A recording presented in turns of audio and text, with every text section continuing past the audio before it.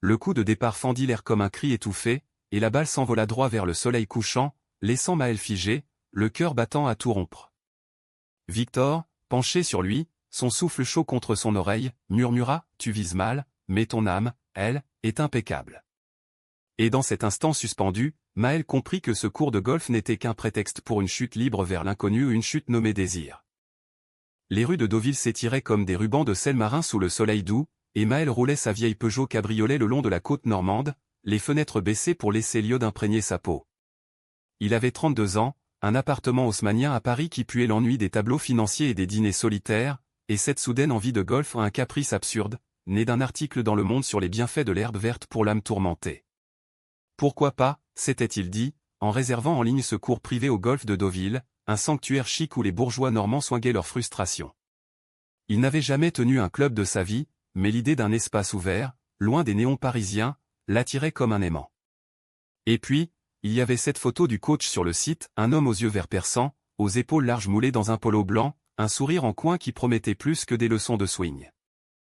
Maël gara sa voiture près du clubhouse, un bâtiment art déco au volet bleu qui évoquait les années folles, et descendit, ajustant sa chemise Oxford trop amidonnée. L'air salin lui piqua les yeux, et il cligna des paupières, sentant déjà le poids de l'inconnu. Il n'était pas venu pour draguer au du moins, c'est ce qu'il se racontait. Depuis sa rupture avec Julien, 2 ans plus tôt, dans un café de Montmartre où les mots « je ne suis pas prêt » avaient sonné comme une sentence, Maël s'était muré dans une solitude confortable, faite de livres de Proust et de verres de Bordeaux solitaires. Le gai parisien typique, cultivé, mélancolique, avec un compte Grindr qu'il n'ouvrait jamais. Il s'approcha du practice, où des silhouettes en polo pastel s'entraînaient sous le regard indifférent des mouettes. Et là, adossé à un chariot de club, Victor l'attendait. Plus grand que sur la photo, avec une barbe naissante qui ombrageait sa mâchoire carrée, et des cheveux châtains ébouriffés par le vent marin. Il portait un short kaki qui soulignait la musculature de ses cuisses, des cuisses d'athlète, forgées par des années de green et de vagues, car Victor, comme l'indiquait sa bio laconique, était aussi surfeur. Maël, lança-t-il d'une voix grave, roulante comme les vagues de la Manche, en tendant une main calleuse. Le contact fut électrique, paume contre paume, un frisson remonta l'échine de Maël, et il retira sa main un peu trop vite, balbutiant un « oui », enchanté, qui sonna faux. Premier cours, 1. Pas de panique, on va y aller mollo. Victor lui fit un clin d'œil, et Maël sentit son estomac se nouer. Ils marchèrent côte à côte vers le premier trou, le gravier crissant sous leurs chaussures cloutées. Victor parlait avec aisance, un mélange de français pur jus et d'anglicisme golfique, grip, stance, follow-through, qui trahissait ses séjours aux États-Unis, peut-être un stage à Augusta ou un amour passé pour les Lynx californiens. J'ai coaché des pros à Palm Springs, une fois. Des types qui swinguaient pour oublier leur divorce. Toi, qu'est-ce qui t'amène ici? Maël haussa les épaules, évitant le regard perçant. Besoin de bouger. Paris, c'est étouffant. C'était la vérité à moitié, l'autre moitié était ce vide au creux de la poitrine, ce manque d'un corps contre le sien, d'un rire partagé dans l'obscurité. Victor hocha la tête, comme s'il comprenait 100 mots, et lui tendit un driver. Tiens. Sens le bois dans ta paume. C'est vivant, non? Comme une extension de toi. Le premier swing fut un désastre, la balle fila en slice vers les bunkers, et Maël jura entre ses dents, rouge de honte. Victor rit, un rire franc, sans moquerie, et s'approcha par derrière. Ses mains se posèrent sur les hanches de Maël légères, mais fermes pour corriger la posture. Relaxe les épaules. Imagine que tu danses avec le vent.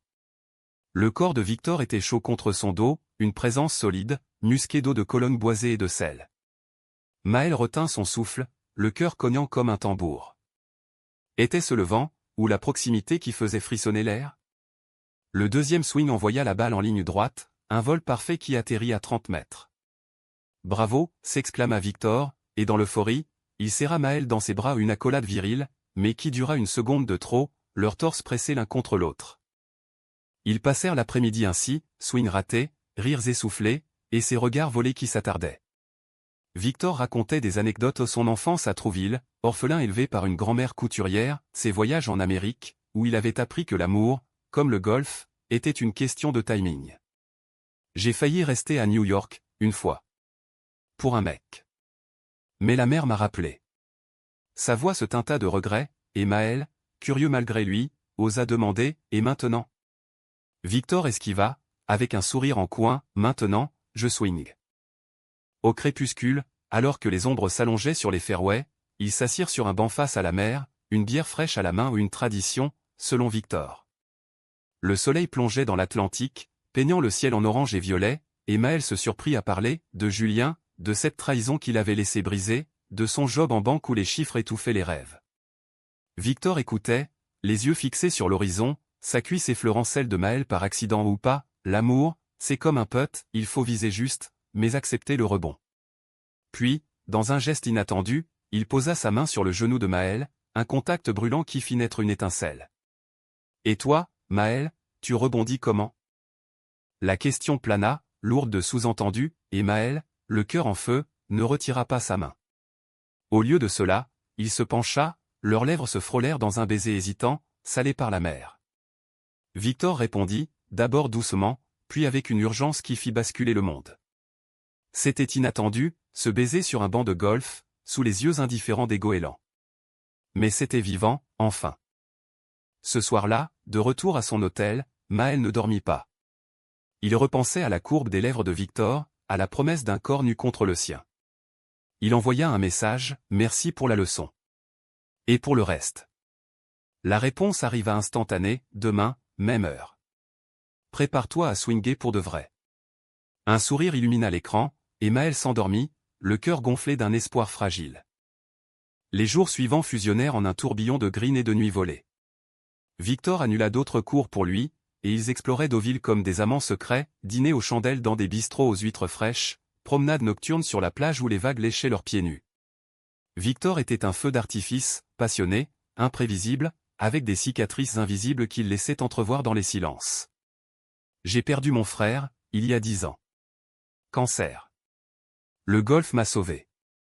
Maël, en retour, se dévoilait, ses peurs d'être vu comme l'intello gay, dans un monde hétéronormé, ses rêves d'écrire un roman sur les amours fugaces. Leur première nuit fut un ouragan. Dans la chambre d'hôtel de Maël, face à la mer, ils se déshabillèrent avec une maladresse touchante, riant des boutons récalcitrants. Victor était sculpté comme une statue grecque, tatoué d'un encre marine sur l'épaule, pour ne pas dériver, avait-il expliqué. Leurs corps s'entrelacèrent, peau contre peau, dans une danse lente et fiévreuse. Maël découvrit la tendresse d'un amant qui savait embrasser les doutes, effacer les ombres. Au petit matin, enlacé, Victor murmura « Reste. Ne repars pas à Paris. » Mais Paris appelait, avec ses deadlines et ses loyers. Maël promit de revenir, et ils se dirent au revoir sur le quai de la gare, un baiser dévorant sous la pluie fine. « Appelle-moi tous les soirs », souffla Victor. Et Maël le fit, chaque nuit une confidence, un « je t'aime » timide qui grandissait. Pourtant, au fil des semaines, des fissures apparurent. Les messages de Victor se raréfiaient, excuses invoquées, cours annulés par la pluie. Maël, à Paris, fixait son téléphone, le ventre noué. Était-ce le début d'une fin? Il décida de surprendre un week-end impromptu à Deauville, billet TGV en poche. Arrivé au golf, il trouva Victor. Avec un autre. Pas un client, un homme aux cheveux blonds, lèvres collées aux siennes dans l'ombre du clubhouse. Le monde de Maël s'effondra en un instant, le cœur lacéré comme par un slice maladroit. La pluie normande tombait en rideau oblique, transformant le gravier du parking en boue glissante, mais Maël ne sentait rien d'autre que le froid qui s'insinuait dans ses os. Il était là, immobile près de sa Peugeot, les clés serrées dans le poing jusqu'à ce que les bords mordent sa paume. Victor et l'inconnu ce blond au sourire carnassier, vêtu d'un imperméable Burberry qui hurlait l'argent facile s'étaient séparés avec un rire complice, ignorant le regard brûlant de Maël. Victor avait tourné la tête, juste une seconde, et leurs yeux s'étaient croisés, surprise, puis culpabilité fugace, vite masquée par un haussement d'épaule. « Maël ? Qu'est-ce que tu fous là » avait-il lancé, d'une voix trop forte, trop désinvolte, en s'approchant, l'inconnu sur ses talons comme un chiot fidèle. « Je voulais te faire la surprise. » Les mots sortirent étranglés, et Maël recula d'un pas, trébuchant sur une flaque. L'inconnu, appelons-le Antoine, comme Victor le présenta avec une nonchalance feinte, ricana doucement, tendant une main molle. « Salut, moi c'est Tanto. On bosse ensemble sur un projet surf-golf. » Projet ? Maël enregistrait à peine, son monde se rétrécissait à cette trahison, ce baiser volé qu'il n'avait pas vu venir. Victor posa une main sur son épaule, un geste censé apaiser, mais qui brûla comme de l'acide. « Écoute, on en parle plus tard ? Laisse-moi raccompagner Anto, et je te rejoins à l'hôtel. » Maël secoua la tête, les larmes se mêlant à la pluie sur ses joues. « Non. Pas plus tard. Maintenant. » Sa voix, d'ordinaire si mesurée, se brisa en un sanglot rauque. Antoine s'éclaircit la gorge, mal à l'aise, et marmonna un « je vous laisse », avant de filer vers sa Porsche rutilante. Le parking se vida, ne laissant que le martèlement de l'eau et le silence assourdissant entre eux. Victor alluma une cigarette, une gauloise froissée, sortit d'une poche intérieure et aspira profondément, le bout incandescent dansant dans la pénombre. « C'est pas ce que tu crois. Anto, c'est compliqué. Il est marié, closeted, et il a besoin d'aide pour sortir du placard. Je l'écoute, c'est tout. » Mensonge. Maël le sentait dans l'air, poisseux comme l'humidité. Un baiser, c'est écouter, cracha-t-il, la voix tremblante de rage. Victor baissa les yeux, la fumée s'élevant en volutes grises. Ok, j'ai merdé. C'était con, impulsif. Mais toi et moi. On n'a rien promis, si ? On s'est embrassé, on a couché, c'était génial, mais Paris-Deauville, c'est pas une vie. Les mots frappèrent comme un drive raté, droit au plexus. Maël recula, le dos contre la portière froide de sa voiture. Rien promis ? Et reste, dans le lit ?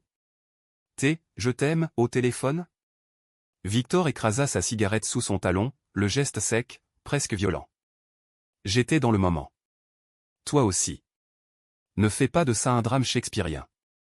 Mais ses yeux trahissaient la peur de la tâche, de ce que Maël représentait, un miroir sur ses propres failles. Ils rentrèrent à l'hôtel en silence, la Peugeot slalomant sur la route côtière, les essuie-glaces battant un rythme funèbre. Dans la chambre, face à la mer déchaînée, la confrontation éclata. Maël hurla ses doutes, ses peurs d'être toujours le second choix, le « gentil intello » que l'on quitte pour un corps plus ferme, une vie plus simple.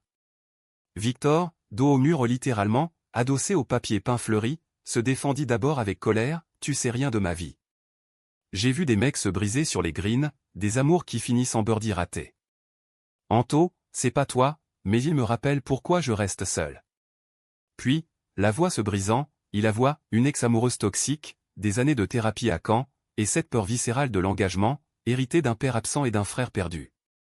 Maël écouta, le cœur déchiré entre fureur et compassion. Ils firent l'amour cette nuit-là non pas dans la tendresse, mais dans une urgence désespérée, corps claquant comme des vagues contre les rochers. Victor pleura après, la tête sur la poitrine de Maël, murmurant des excuses entrecoupées de baisers salés. « Pardonne-moi. Je suis un con, mais je t'aime, vraiment. » Maël, épuisé, le serra contre lui, choisissant la foi fragile sur la rupture immédiate. « Prouve-le. Laisse Anto aux oubliettes. » Les jours suivants furent un sursis précaire. Ils reprirent les leçons de golf, mais avec une intensité nouvelle, chaque swing était une déclaration, chaque putt un vœu. Victor coupa les ponts avec Antoine. Maël le vit supprimer les messages, effacer les photos, et ils parlèrent, enfin, de l'avenir. « Viens à Paris avec moi. Ou je plaque tout pour la capitale. » Victor hésita, mais promit d'y songer. Ils visitèrent Honfleur, main dans la main sous les arcades Renaissance, mangeant des moules frites dans des estaminets enfumés. L'amour renaissait, plus fort, teinté de cicatrices. Mais Paris, impitoyable, rappela Maël à l'ordre, une promotion en vue, un projet fusion qui exigeait ses nuits. Il partit, le cœur lourd, promettant un retour rapide. Les appels nocturnes reprirent, doux et fiévreux, mais Victor semblait distant, des silences qui s'allongeaient comme des fairways infinis. Un soir, au téléphone, Maël entendit un bruit de fond, rire, verre qui teinte. « T'es où ? Demanda-t-il, l'estomac noué. « Une soirée au club. » Rien de grave. Mais le ton était forcé, et quand Maël raccrocha, il fouilla aux folies des amants modernes les réseaux sociaux de Victor. Ce qu'il trouva le frappa comme un eagle inattendu, des stories Instagram, effacées mais capturées par un ami commun, montrant Victor et Antoine, enlacés lors d'une « after party surf ». Pas un baiser, mais une intimité flagrante, main sur les hanches, regard complice. La trahison, la seconde, était plus sournoise, plus profonde. Maël, dans son appartement parisien, pleura jusqu'à l'aube, le téléphone muet. Il décida de confronter, une fois pour toutes. Billet TGV réservé, il roula vers Deauville sous un ciel d'orage, le cœur armé de mots acérés. Mais en arrivant au golf, ce fut Victor qui l'attendait, seul, un club à la main, le visage ravagé. « J'ai tout gâché. Antoine m'a forcé la main, mais c'est moi le faible. » Par Maël. Avant que je te brise pour de bon. La tempête éclata, pluie et larmes mêlées, et Maël, pour la première fois, choisit la fuite non pas par faiblesse, mais par amour-propre retrouvé. Paris, ville des Lumières, se muait en prison de verre pour Maël. Les jours suivant la confrontation furent un brouillard de réunions interminables et de cafés froids, où les chiffres des bilans dansaient comme des balles slicées sur un green imaginaire. Il avait bloqué Victor au numéro, Instagram, tout, un geste cathartique qui laissait pourtant un vide béant, comme un trou sur le parcours laissé inachevé. Les amis, ces rares confidents comme son collègue gay Étienne, tentaient de le raisonner autour d'un apéro au café de Flore, laisse tomber, chérie. Les Normands, c'est comme le cidre, pétillant au début, fade après. Trouve-toi un Parisien, un qui sait que l'amour, c'est pas un birdie chanceux. Mais Maël hochait la tête sans conviction, hanté par le goût salin des lèvres de Victor, par ces nuits où le monde se réduisait à deux corps enlacés. Il reprit le golf, seul, sur un driving grange anonyme près de Vincennes, où les banlieusards soinguaient leur frustration post-boulot. Chaque coup était un exorcisme, le driver sifflant l'air pour chasser les fantômes, le putt précis pour viser une stabilité illusoire. Mais le sport, censé guérir, ne faisait qu'amplifier la douleur. Une nuit, ivre d'un Beaujolais trop corsé, Maël rouvrit les messages supprimés, relisant-les, « Je t'aime, fané ». Une faiblesse, il envoya un texto laconique, « Pourquoi ?» La réponse arriva à l'aube, « Parce que j'ai peur. De toi, de nous. Appelle-moi. » Il ne le fit pas. Au lieu de cela, il plongea dans le travail, grimpant les échelons à une vitesse qui effraya même son boss. Promotion en poche au directeur adjoint, avec un bureau vue Seine, mais le triomphe sonnait creux. Les week-ends, il errait dans les parcs, observant les couples aux mains dans la main, se demandant si l'amour était une loterie où il avait tiré le mauvais numéro. Étienne, sentant le désespoir, l'entraîna à une soirée queer au Rex Club, où la techno pulsait comme un cœur affolé. Là, sous les stroboscopes, un danseur aux yeux bleus l'aborda, Thibaut, graphiste freelance, corps souple et sourire espiègle. Ils dansèrent, burent, et finirent chez Thibaut, dans un loft de Belleville aux murs couverts de street art. Le sexe fut bon aux techniques, complice, mais au matin, en voyant Thibaut dormir, Maël pensa à Victor, à sa barbe qui grattait juste assez, à ses ronflements de marin fatigué. Il s'éclipsa avant le café, laissant un mot, « Merci pour la nuit. » Pas prêt pour plus. Thibaut ne rappela pas, et Maël s'en réjouit, amer. L'amour, décidément, était un green piégé de bunker. Des semaines passèrent, automne normand se muant en hiver pluvieux. Un matin de novembre, alors que les feuilles jaunissaient les allées du Luxembourg, un colis arriva à son bureau, un club de golf, usé, gravé d'une encre marine et d'un mot, « Swing sans moi ». V, pièce jointe, une lettre manuscrite, l'écriture penchée de Victor, emplie de regrets. Maël, je t'ai trahi par lâcheté. Antoine était un pansement sur une plaie ouverte, mon frère, mon père, mes peurs d'être vu comme le gai du village. Mais toi, tu m'as fait swinguer vrai, viser l'horizon. Je pars à Biarritz, pour un nouveau départ. Si tu veux, rejoins-moi. Sinon, sache que tu m'as appris à aimer, même imparfait. Victor. Les mots le terrassèrent. Il relut la lettre 100 fois, le papier froissé dans sa paume. Appeler? Ignorer?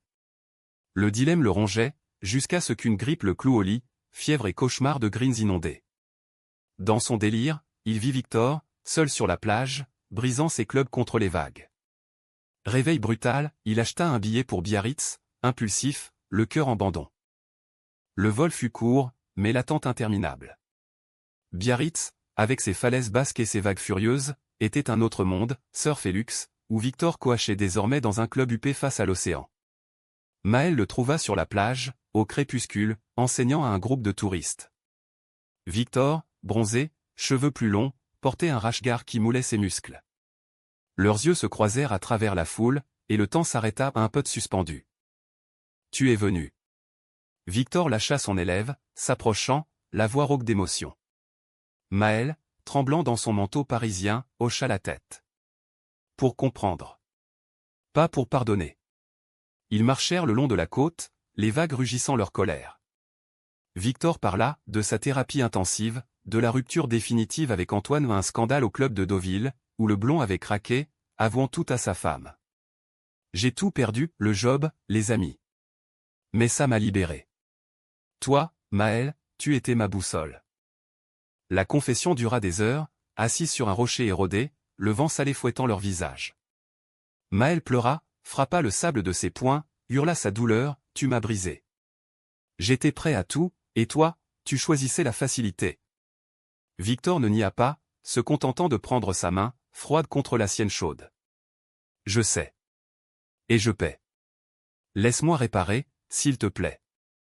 Cette nuit-là, dans une chambre d'hôte basque aux poutres apparentes, ils ne firent pas l'amour, pas encore. Ils parlèrent jusqu'à l'aube, dénouant les nœuds, les peurs de Maël d'être abandonné, les ombres de Victor. Au lever du soleil, un baiser timide scella la trêve, pas une fin, mais un nouveau départ. Pourtant, le doute persistait. De retour à Paris, Maël intégra Victor à sa vie, week-end à Biarritz, dîner chez l'ami Louis, où il riait des menus surannés. Victor quitta son job pour un poste à Paris, près de Saint-Cloud, un green chic pour expat.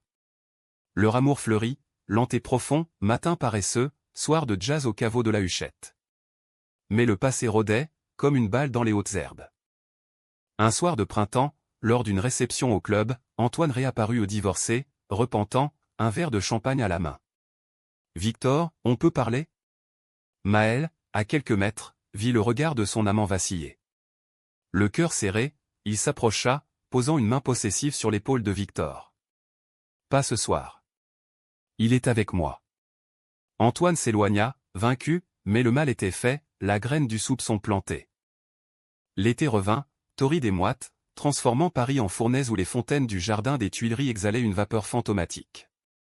Maël et Victor avaient emménagé ensemble dans l'appartement haussmannien à un compromis, les livres de Maël côtoyaient les clubs de Victor, les draps sentaient l'iode et le café moulu. Leur routine était un poème, matin où Victor préparait des croissants beurrés pendant que Maël lisait le Figaro, après-midi de golf à Saint-Cloud où Victor corrigeait ses swings avec une tendresse nouvelle, sans les mains baladeuses d'antan. Tu progresses, mon amour. Bientôt, tu me bats au 18e trot. Maël riait, mais intérieurement, il guettait les ombres, un texto non répondu, un regard fuyant lors des soirées mondaines. Antoine avait disparu de leur radar, relégué aux rumeurs du club, un départ pour Nice, une vie recomposée avec un barman. Pourtant, le spectre persistait. Maël, analytique jusqu'à l'os, compilait mentalement les signes, Victor qui rentrait tardin, coaching privé, sa barbe moins soignée certains matins, comme après une nuit agitée. Paranoïa? Ou intuition aiguisée par la douleur passée? Il n'osait confronter, craignant de briser l'harmonie fragile. Au lieu de cela, il se réfugia dans l'écriture, un journal intime, des pages volées où il déversait ses craintes. L'amour est-il un green sans piège, ou apprends-je seulement à éviter les bunkers? Victor, de son côté, luttait en silence. Biarritz l'avait guéri à moitié, des sessions avec un thérapeute queer, des méditations face à la mer, mais Paris, avec son rythme effréné, ravivait les vieux démons. Il aimait Maël profondément, viscéralement, mais la liberté normande lui manquait, ces nuits solitaires où le surf lavait les péchés. Une tentation surgit, un client, un Américain expatrié nommé Ryan, aux épaules de quarterback et aux yeux bleus comme l'Atlantique. Ryan flirtait ouvertement lors des leçons, invitation à des bars à cocktails refusés poliment. Mais un soir, après un apéro trop arrosé, Victor céda, un baiser volé dans les toilettes du club, un remords immédiat qui le renvoya chez Maël, puant le whisky et la culpabilité. Maël le sentit, ce parfum étranger sur le col, ce regard qui évitait le sien. Le lendemain, lors d'un brunch au Café Constant, il craqua, « Dis-moi la vérité, Victor. » Ryan? Le nom plana comme une balle hors limite. Victor blêmit, posa sa fourchette, et dans un souffle, avoua, un baiser. Rien de plus. Je suis rentré, je te le jure. C'était stupide, une rechute. La table trembla sous le poing serré de Maël. Une rechute? Comme avec Antoine? Combien de fois, Victor? Combien avant que je ne sois plus qu'un green usé? La dispute s'enflamma, mots comme des clubs brandis, Maël accusant la trahison chronique, Victor défendant sa vulnérabilité, tu me mets sur un piédestal, mais je suis humain, bordel. J'essaie, pour nous. Ils sortirent du café, claquant la porte, et passèrent la journée séparés, Maël errant le long de la Seine, jetant des cailloux dans l'eau comme des peutrageurs, Victor orange, frappant balle sur balle jusqu'à l'épuisement. Le soir, réconciliation hésitante, Victor à genoux dans le salon, tête baissée, murmurant « Je mérite pas ton pardon, mais je le supplie. Laisse-moi prouver que je change. » Maël, le cœur en lambeaux, le releva, l'embrassa non par faiblesse, mais par choix conscient. Une dernière chance. Mais la prochaine, c'est fini. Ils firent l'amour avec une intensité nouvelle, corps fusionnés dans une danse de pardon et de promesses, sueur et larmes mêlées. L'automne apporta un répit, un voyage à New York, cadeau de Maël pour les 1 an de leur vrai couple. La grosse pomme, avec ses skylines étincelants et ses lofts de Chelsea, raviva les rêves américains de Victor. Ils visitèrent Central Park, main dans la main, swingant des clubs loués sur Ship Meadow sous les rires des joggeurs. Imagine-nous ici, pour de bon, souffla Victor, et Maël, pour la première fois, envisagea, quitter la banque pour l'écriture, Victor cochant dans les hantons. L'idée germa, semence d'un futur transatlantique. Mais le destin, capricieux comme un vent de travers, intervint. De retour à Paris, un appel de la grand-mère de Victor, un AVC, hospitalisé à Trouville. Ils filèrent en Normandie, le cœur serré. La vieille dame, frêle dans son lit d'hôpital, serra la main de Maël comme un talisman. « Prends soin de mon garçon. Il a le cœur d'un marin, libre, mais ancré. » Victor veilla des nuits entières, et dans ces heures sombres, Maël vit la profondeur de son amant, un homme brisé, mais réparable. La grand-mère survécut, faible mais lucide, et lors d'une visite à la maison de retraite, elle confia à Maël un secret, Victor a toujours fui l'amour, depuis son frère. Mais toi, tu es son phare. Ne lâche pas, ces mots fortifièrent Maël, et leur couple se solidifia, thérapie de couple chez un psy du Marais, où il disséquait les trahisons comme des slices techniques. Pourtant, le chaos guettait. Noël approchait, et Victor, sous prétexte d'un tournoi à Lyon, disparut 2 jours. Panique de Maël, message sans réponse, un vol vers Lyon annulé par la neige. Il débarqua au club, fouillant les vestiaires, et trouva rien. Juste un collègue qui haussa les épaules, Victor ? Parti avec Ryan pour un séminaire à Genève.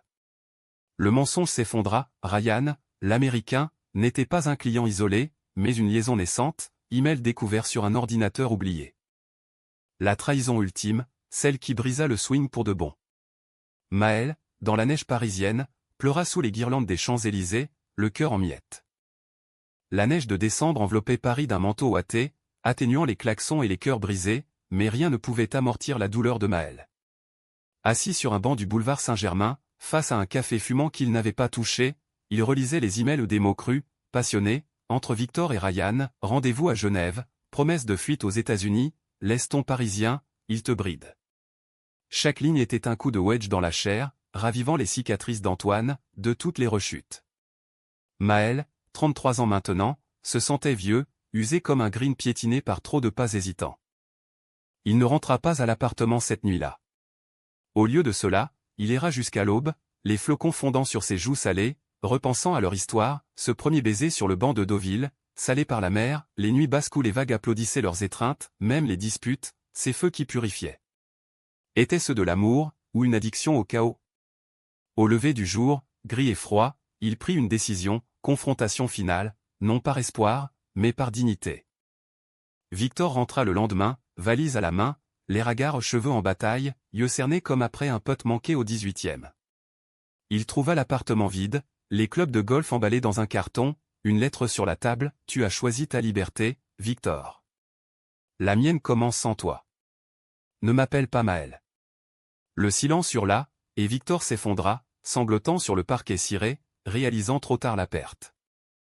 Maël, de son côté, s'installa chez Étienne, dans un studio exigu du 11e arrondissement, où les murs vibraient de la vie bohème. Il démissionna de la banque, un scandale interne, fusion avortée, et se lança dans l'écriture, un roman inspiré de leur histoire, swing inattendu, où un banquier parisien et un coach normand dansaient sur les greens de l'amour et de la trahison. Les nuits étaient longues, hantées par des rêves de vagues et de rires, mais les jours s'emplissaient de liberté, café littéraire au Procope, flirts éphémères avec des artistes au bar Hemingway, où il apprenait à swinguer seul. Victor, brisé, rentra à Deauville. Le golf devint son exil, leçon mécanique, nuit solitaire face à la mer, où il jetait des cailloux comme des regrets.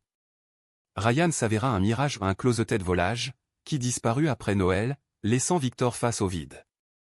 Il écrivit des lettres à Maël, non envoyées, confession de sa thérapie, aveu sur son enfance à un père alcoolique qu'il avait traité de « tapette » après avoir surpris un baiser adolescent. « Tu étais mon salut, et j'ai fui le phare pour les récifs. Pardonne-moi, un jour. » Le printemps fleurit, et avec lui, une coïncidence cruelle, le lancement de Swing inattendu au Salon du Livre de Paris.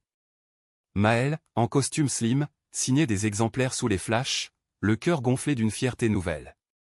Parmi la foule, un visage familier, Victor, amaigri, yeux verts implorants. Pas un mot, juste un regard, un hochement de tête. Maël continua à signer, mais intérieurement, le green se referma. Des mois passèrent. Maël rencontra Lucas, un éditeur sensible aux yeux noisettes, lors d'une lecture à Lyon. Leur amour naquit doucement, promenade dans les traboules, dîner aux chandelles sans drame, un swing harmonieux sans bunker. Victor, lui, trouva la paix à Biarritz, un nouveau coachat, une relation naissante avec un surfeur local, stable et honnête. Il lut le roman de Maël, pleura sur les pages, et envoya enfin une lettre, « Merci pour les leçons. Tu m'as appris à viser vrai. Sois heureux. V. » Maël la lut sur un banc du Luxembourg, les feuilles vertes dansant au vent. Il sourit, une larme perlant, et répondit par un email simple, « Toi aussi. Swing bien. » Pas de retrouvailles hollywoodiennes, pas de baiser sous la pluie, juste une paix humaine, forgée dans le feu des trahisons. L'été suivant, Maël et Lucas visitèrent Deauville un caprice, pour clore le cercle. Sur le green où tout avait commencé, Maël swinga un drive parfait, la balle filant vers l'horizon. Victor n'était pas là, mais dans le vent, Maël entendit un écho, « Relaxe les épaules. Imagine que tu danses. » Il rit, libre enfin, et embrassa Lucas sous le soleil couchant. L'amour, comme le golf, n'était pas une ligne droite, mais un parcours sinueux, semé de slices et de birdies. Et Maël, enfin, avait appris à jouer son propre jeu imparfait, mais sien. Humanité dans la vulnérabilité, romance dans le pardon, drame dans les chutes. La vie, un green infini, où l'on rebondit toujours.